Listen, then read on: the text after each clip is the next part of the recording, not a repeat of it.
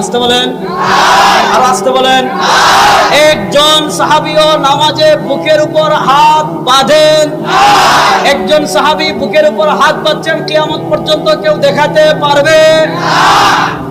কারণ যদি সাহাবা একরামের একদল বুকের উপর হাত বাঁধতেন, তাহলে ইমাম তিরমিজি আলাইহির রাহমাহ বলেন সাহাবা একরামের ভিতর মত তিনটা।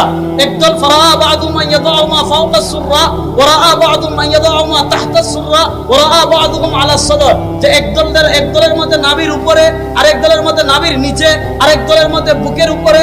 সাহাবা একরামের মতামত বর্ণনা করতে গিয়ে ইমাম তিরমিজি বুকের উপর হাত বাঁধার কোন মতই উল্লেখ করেন নাই। বুঝা গেল একজন সাহাবীও বুকের উপর হাত বাঁধেন। এখন এক সাহাবা একরাম নিশ্চিত। তো আমাদের মুজাফফর বিন মুহসিন সাহেব কিতাব লিখেছে জাল হাদিসের কবলে রাসূলুল্লাহ সাল্লাল্লাহু আলাইহি ওয়াসাল্লামের সালাত। আমি যদি আগে জানতাম এই অবস্থা, আমি কিতাব নিয়ে আসতাম। তো জাল হাদিসের কবলে রাসূলুল্লাহ সাল্লাল্লাহু আলাইহি ওয়াসাল্লামের সালাত, এই বই আমাদের মুজাফফর বিন মুহসিন ইমাম তিরমিজি রাহিমাহুল্লাহ এই বক্তব্য লিখে বলেছে যে এখানে কে কি করেছে এটা দেখার দরকার নাই। রাসূলুল্লাহ সাল্লাল্লাহু আলাইহি ওয়াসাল্লাম যেহেতু বুকের উপর হাত বাঁধছেন, সুতরাং আমরা বুকের উপর হাত বাঁধব। এবার বলুন তো, সাহাবা একরাম রাসূলুল্লাহ সাল্লাল্লাহু আলাইহি ওয়াসাল্লামের নামাজ দেখেন নাই?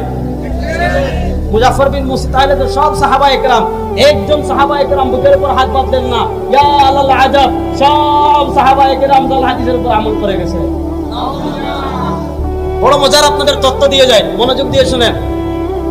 তো ইমাম তিরমিজি রাহিমাহুল্লাহ যে বললেন যে একজন সাহাবী বুকের উপর হাত বাঁধেননি, এখন আলবানী রাহিমাহুল্লাহ খুব চেষ্টা করেছেন যে দেখি একজন সাহাবা একরামের আমল দেখাইতে পারি কিনা, যে একজন সাহাবা একরাম নামাজে বুকের উপর হাত বাঁধছেন, একজন সাহাবারও আমল দেখাতে পারলেন না। তাহলে এখন প্রশ্ন হলো, আমরা দেখলাম একজন সাহাবীও নামাজে বুকের উপর হাত বাঁধেননি, এখন